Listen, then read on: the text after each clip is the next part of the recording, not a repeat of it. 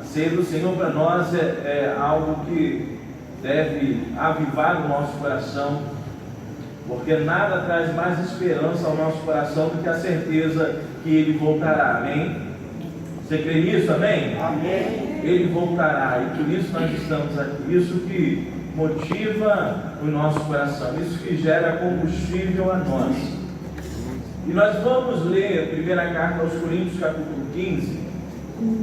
Paulo, aqui nessa carta, ele fala de forma expressiva e direta a respeito da ressurreição de Cristo, e a consequência da ressurreição de Cristo é a ressurreição daqueles que morreram em Cristo ou serão arrebatados ainda em vida.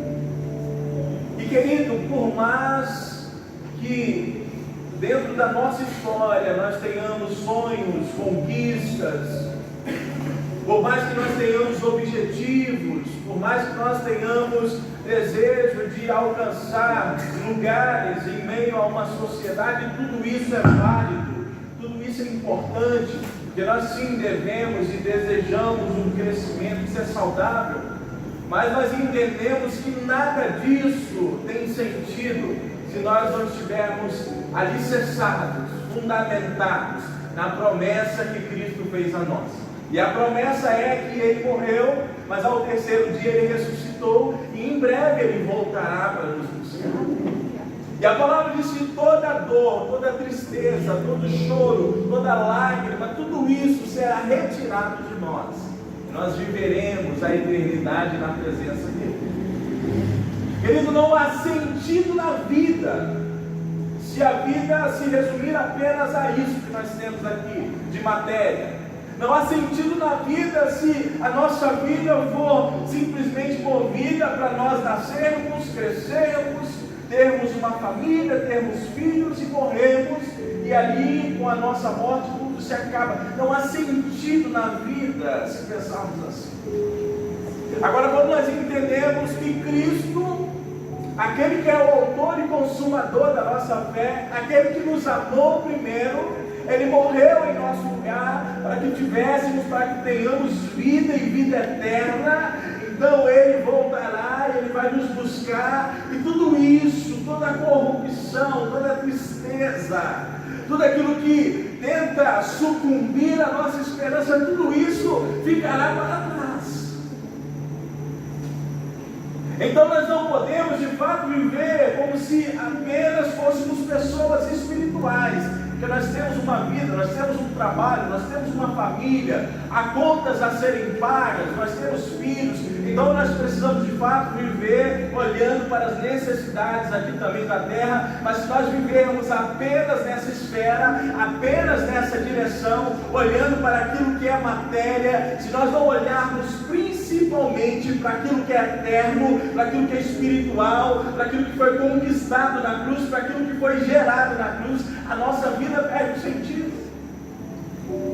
Por isso que muitas pessoas bem-sucedidas, com uma boa família, com uma boa casa, com um bom carro, com um bom emprego, ainda assim essas pessoas se encontram vazias, porque elas ainda não perceberam que a beleza da vida está na condição que a morte não é o fim, mas apenas o começo para todas as coisas. Aleluia. E Paulo fala isso nesta carta que nós vamos ler. Paulo fala o seguinte: olha, se Cristo não ressuscitou, a nossa fé, o Evangelho, o nosso fundamento, a nossa centralidade em Cristo é uma mentira, é em vão, e nós estamos levantando falsos testemunhos a Deus. Se Cristo não ressuscitou, mas ele fala, ora, mas sim, ele ressuscitou, ora sim, ele apareceu aos discípulos, ora sim, ele apareceu a mais de 500 pessoas, ora sim, ele vive, ora sim, ele permanece em nós e através de nós. Então por isso a nossa vida, ela tem sentido, por isso nós temos o prazer de respirar, de adorá-lo, temos o prazer de acordar pela manhã, porque ele vive em nós. Glória a Deus.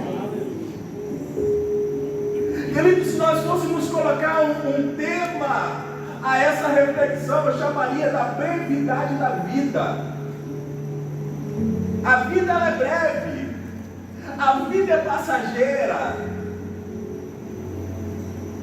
O ontem ontem se passou, o amanhã pertence a Deus, o que nos resta é apenas o presente, onde estamos.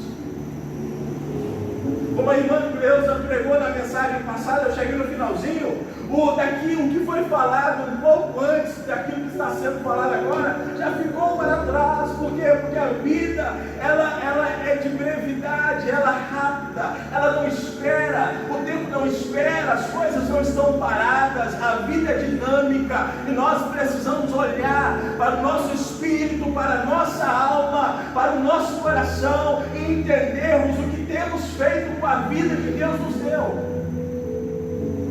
Aonde está o nosso coração? Aonde está a nossa motivação? Para quem nós temos olhado? Em quem nós temos crido? Onde estão estabelecidos os nossos fundamentos? O salmista diz no seu texto: uns confiam em carros, outros em cavalos, mas nós faremos menção do nome do Senhor, porque é dele que vem a nossa força, é nele que nós encontramos esperança. E aí, quando eu começo a me mover, entendendo a esfera espiritual de Deus sobre a minha existência, eu percebo, eu entendo que as outras coisas, elas são secundárias. Querido, não há nada mais importante do que a sua família, sabe por quê? Porque a sua família representa a presença de Deus. Porque a Bíblia diz que nós somos a noiva de Cristo, e Cristo é o noivo, e há um momento, e esse momento será breve, aonde a noiva e o noivo vão se encontrar, e eles ceiarão uma presença inacabável. Então a nossa casa, a nossa família representa a presença de Deus. A mesa representa a aliança, por isso que nós ceiamos e colocamos a ceia sobre a mesa, porque foi numa mesa, assentado com os discípulos, que Jesus tomou a sua última ceia e falou com eles: olha, perceba e entenda que eu vou padecer, mas ao terceiro dia vou ressuscitar, e em breve eu voltarei, e vocês ceiarão comigo naquele grande dia. Ah, querido, meu coração se alegra, porque eu tenho a convicção que a qualquer momento, o Senhor, o amado da nossa alma, o Abba Pai, o Paizinho amado, Ele voltará, e Ele vai me tomar como um filho querido dEle.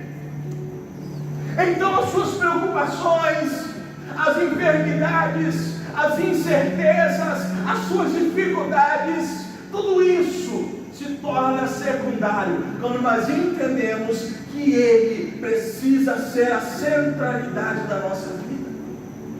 Ah, querido, quando nós fomos viajar para Nova Venécia, nós passamos por São Mateus, e aquele acidente que ocorreu ali em direção a São Mateus, aquela família que morreram os 3, rapaz, até alguém aqui da Serra, se eu não me engano.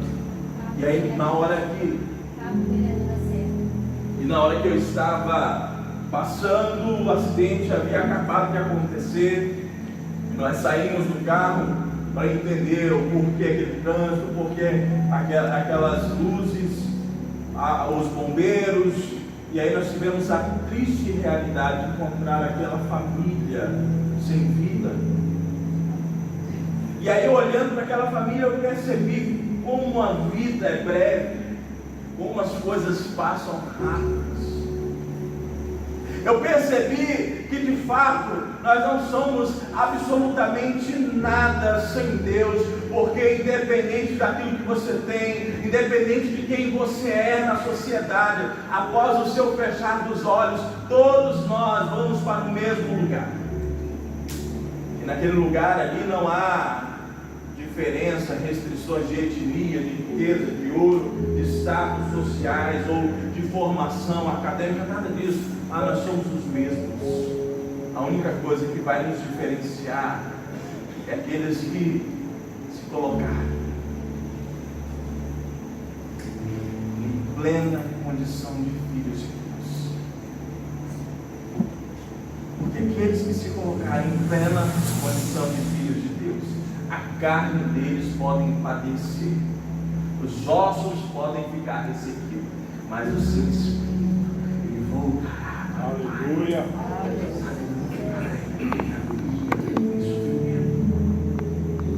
Então, o que importa de fato não é aquilo que eu estou construindo, não é quem eu tenho me tornado em meio a formações, não é minha conta bancária, não é o lugar que eu estou morando, o carro que eu ando. O que de fato importa é quem eu tenho me tornado na eternidade junto com meu Pai. Querido, a vida passa e ela está passando. Nós temos perdido tempo com tantas coisas. Enquanto Deus tem nos chamado, Deus nos chama para vivermos com Ele, para vivermos através dEle, para que Ele faça em nós e através de nós. E aí a doença do século, a depressão, a doença do século, a ansiedade, a doença do século, que são pessoas dependentes de medicações, estão se auto-sabotando todos os dias e procuram em homens e procuram até em medicinas. E de fato a medicina pode nos ajudar também, porque toda a sabedoria vem, emana de Deus.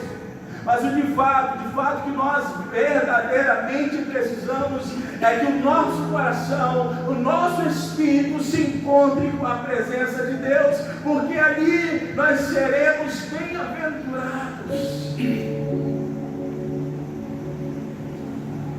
Então eu não posso, querido, viver como se a vida fosse um jogo. Eu não posso viver como se não houvesse amanhã. Eu não posso viver apenas olhando para minhas necessidades. Não, eu preciso olhar para o reino, eu preciso olhar para o Jesus, eu preciso entender que de fato Ele voltará. É isso que eu preciso.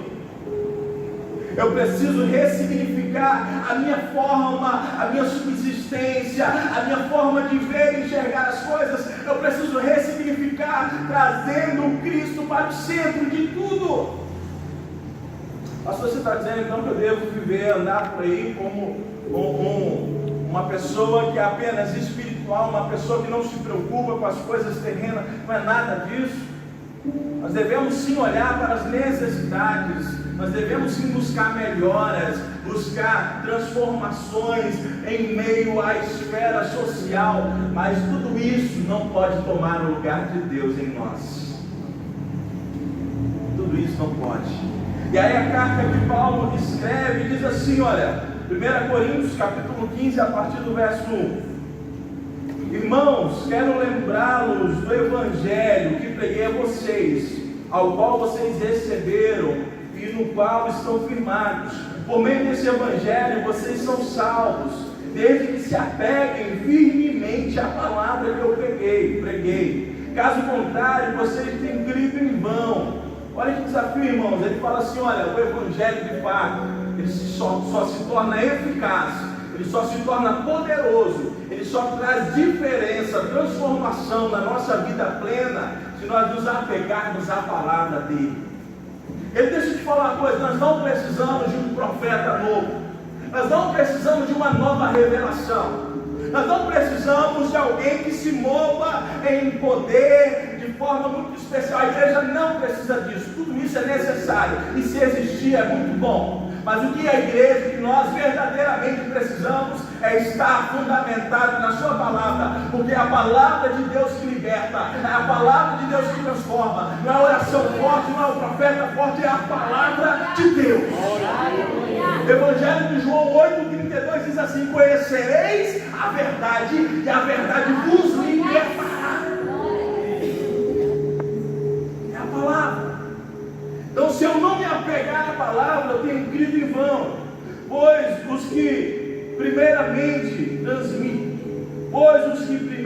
lhes transmiti foi o que recebi, que Cristo morreu pelos nossos pecados, segundo as Escrituras, foi sepultado e ressuscitou ao terceiro dia, segundo as Escrituras, apareceu a Pedro e aos 12, depois disso apareceu a mais de 500 irmãos, de uma só vez. A maioria dos pais ainda vivem, embora alguns já tenham dormido. Depois apareceu a Tiago, então a todos os apóstolos. Depois deste apareceu também a mim, como um que nasceu fora do tempo, pois sou o menor dos apóstolos, nem sequer mereço ser chamado de apóstolo, porque persegui a igreja, mas pela graça de Deus sou o que sou, e a sua graça para comigo não foi inútil. Antes trabalhei mais do que todos eles, contudo eu não eu, mas a graça de Deus comigo. Preste atenção, olha para cá.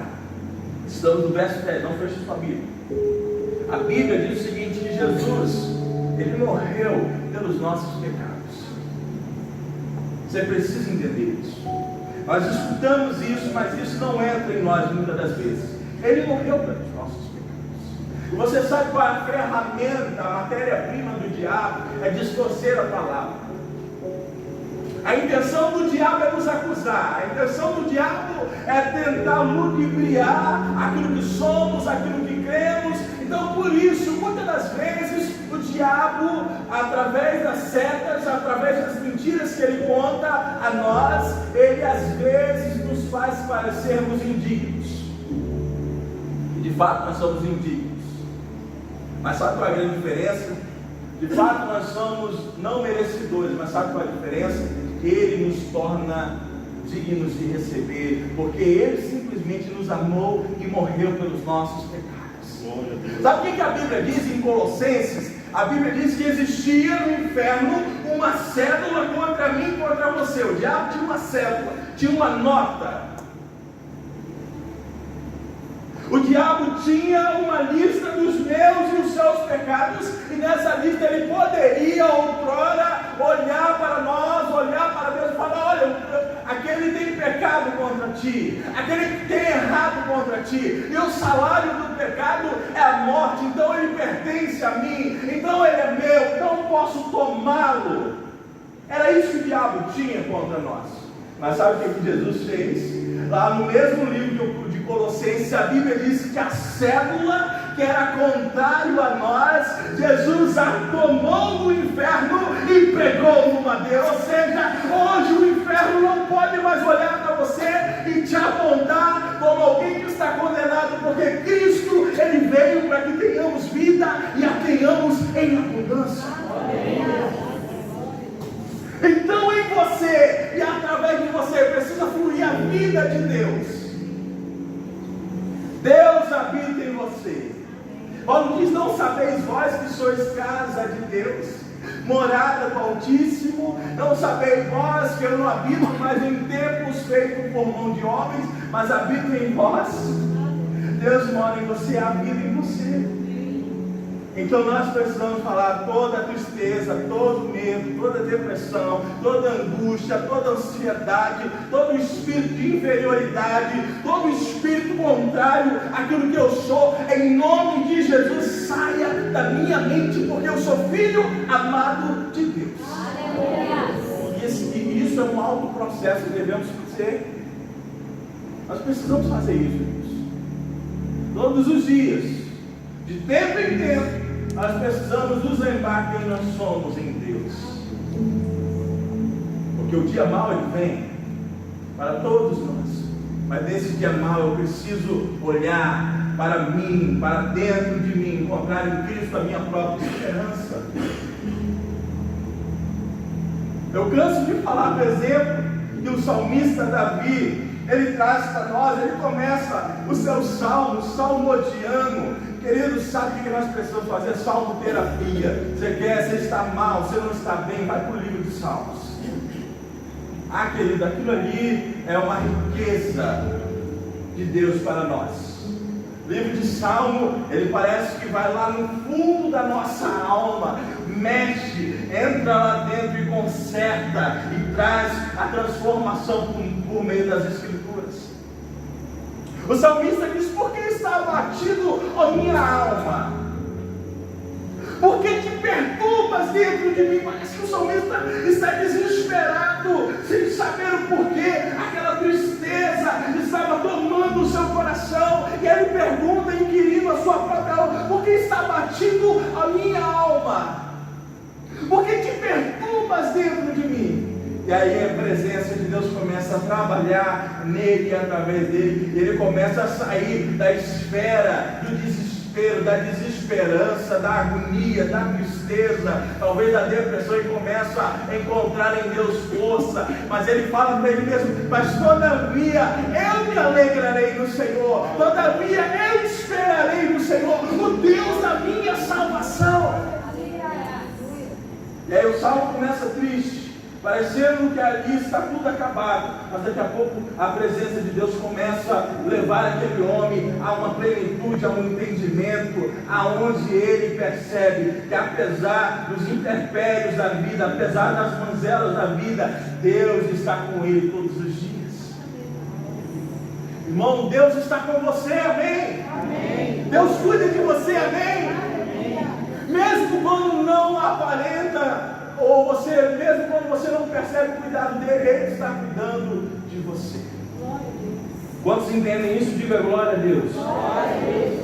Portanto, verso 11, portanto, quer tenha sido eu, quer tenha sido eles, isso que pregamos, é nisso que vocês creem, a ressurreição dos mortos. Ora, se esta sendo pregado que Cristo ressuscitou dentre os mortos, como alguns de vocês estão dizendo que não existe ressurreição dos mortos, se não há ressurreição dos mortos, nem Cristo ressuscitou. E se Cristo não ressuscitou, é inútil a vossa pregação, como também é inútil a fé que vocês têm. Mas que isso? Seremos considerados falsos testemunhos de Deus, pois contra ele testemunhamos que ressuscitou a Cristo dentre os mortos. Mas se de fato os mortos não se ressuscitam, ele também não ressuscitou a Cristo. Pois se os mortos não ressuscitam, nem Cristo mesmo ressuscitou. E se Cristo não ressuscitou, inútil é a fé que vocês têm. Ainda estão em seus pecados, ou seja, ainda estão em condenação. Nesse caso, também os que dormem em Cristo estão perdidos. Se é somente por esta vida que temos esperado em Cristo, somos de todos os homens os mais indignos de compaixão. Preste atenção, vamos entender o que está acontecendo aqui. Paulo está combatendo uma falsa heresia, uma falsa doutrina. Paulo está combatendo uma heresia. Qual heresia, pastor? A igreja de Coríntios havia se perdido em meio aos seus pecados, em meio aos seus delitos, em meio às suas concupiscências. E essa igreja estava longe daquilo que Deus havia estabelecido, e uma das suas incertezas era a respeito da ressurreição. Eles não criam na ressurreição. E aí Paulo começa a falar: olha, se de fato Cristo não ressuscitou, se de fato não há ressurreição, toda a nossa fé é uma grande mentira. Olha, se de fato Cristo não foi ressuscitado dentre os mortos, mas cremos em vão. E além de crermos em vão, temos dado falsos testemunhos a respeito de Deus, porque declaramos que Deus o ressuscitou. E aí Paulo começa a dar corda ao pensamento deles. Paulo vai falando: olha, se de fato isso é verdade, nós somos mentirosos. A nossa fé está fundamentada em uma mentira. Mas aí Paulo, a partir do verso 19, ele começa a combater essa mentira com a verdade. Toda mentira ela é despedaçada quando ela entra em conflito com uma verdade.